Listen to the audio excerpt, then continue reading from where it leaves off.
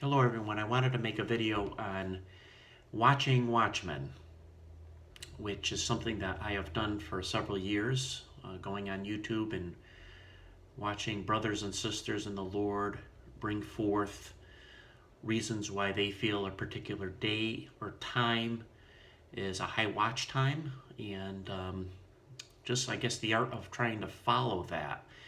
I don't consider myself necessarily a watchman, but I probably consider myself more of a watchman of watchmen, and what that exactly means in the process of doing that, and the ups and downs and the emotional swings that could be so easily tied to being in that place of watching YouTube videos of brothers and sisters who are trying to alert us of why they feel certain days, certain areas of time are more pertinent than others.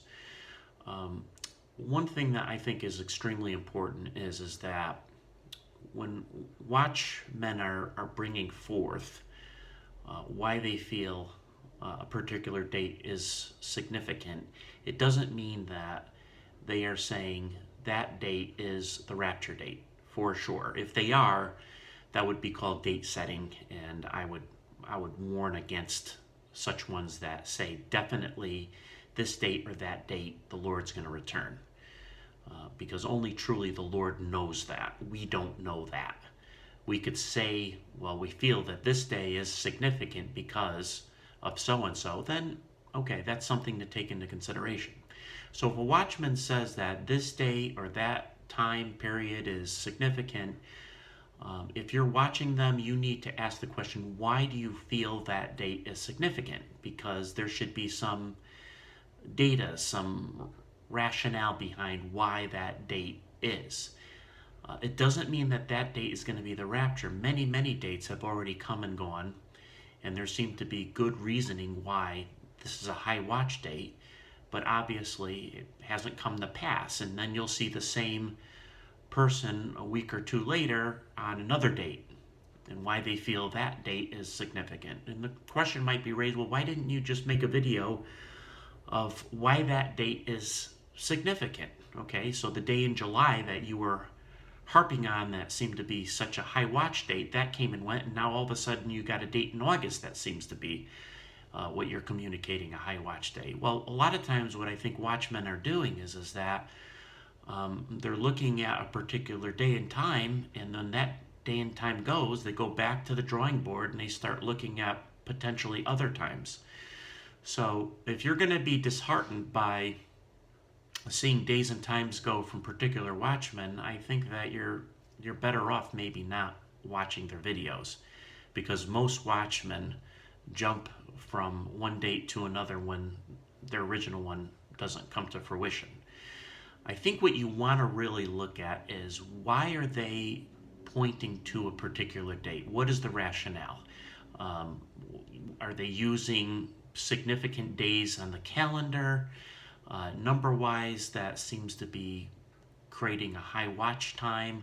Is it a feast day? Is it a pattern? Is it sort of rhythms from the past? What is going on? Why are they picking particular dates? I'll be honest with you. I don't hold too much validity when somebody says there's a high watch date because they had a dream.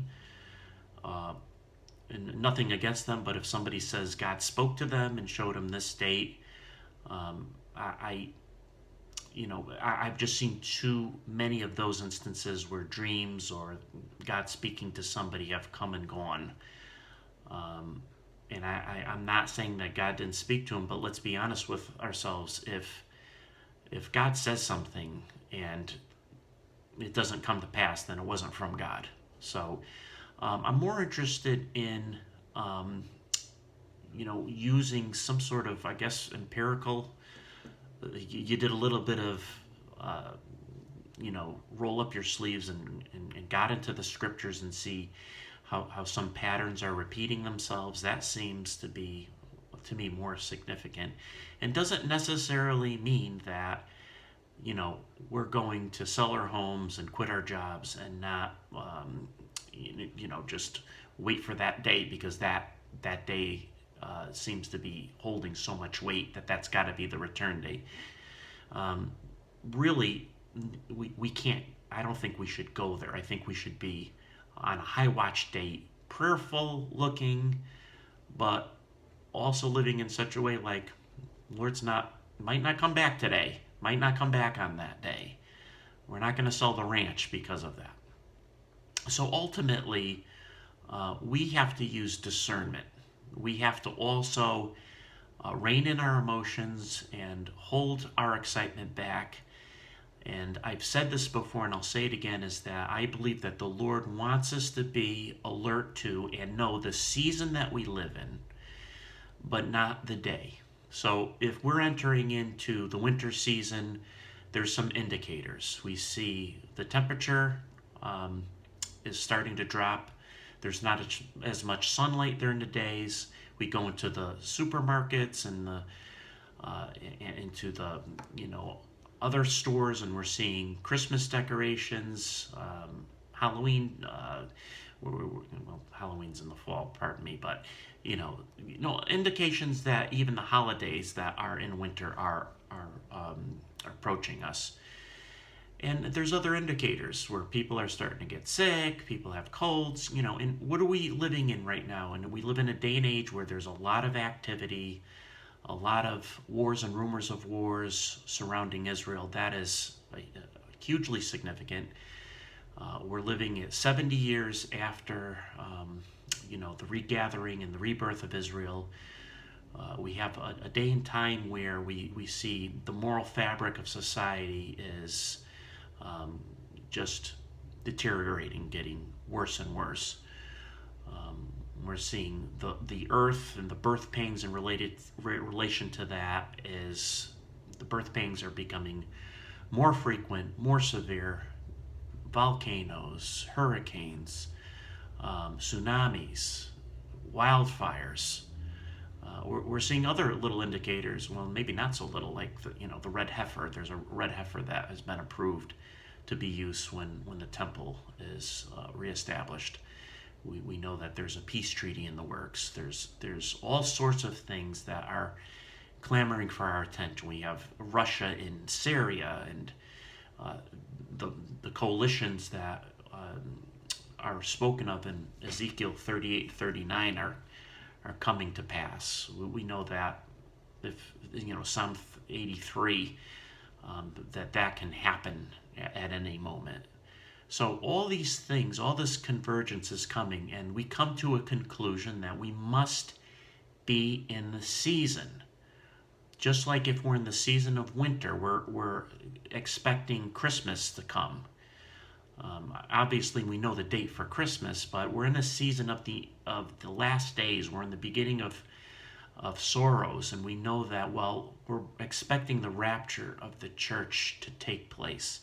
And then you got these watchmen who are saying, well, what about this day? Or what about that day? What about this? Well, there's going to come a day where it's going to happen.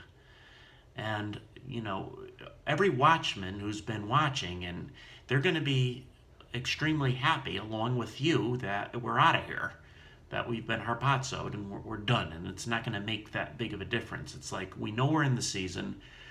We're trying to figure out logical dates of when it's going to happen, but there's going to come date that it's happened. And even if I were correct on trying to use logic and trying to use scripture and reasoning, why it could be that date, or could be this week, or could be that month, or could be this season, I'm going to be surprised, not maybe not shocked when the day happens, but surprised, because let's face it, this is ultimately the most supernatural event to occur since the resurrection of Christ.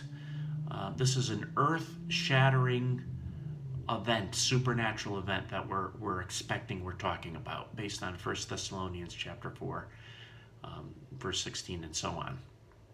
So yes, we wait in anticipation. I get deflated. I get my hopes up. I get excited, and then get a bit discouraged when times and dates come. But I gotta keep my head lifted. I'm gonna continue to watch. I can't ignore what's happening in the news or in the world. And I believe the Lord has sent signs in the heavens and on earth, and even in my spirit, just feeling like something is going on, something's going to happen. And I hope you don't get discouraged. I hope you continue to watch. I hope you continue to delve in and see, and you do your own personal exploration with the leading of the Lord to see, okay, could this be the time? Could this be the date? And again, not putting too much stock in it, but also just continuing to watch.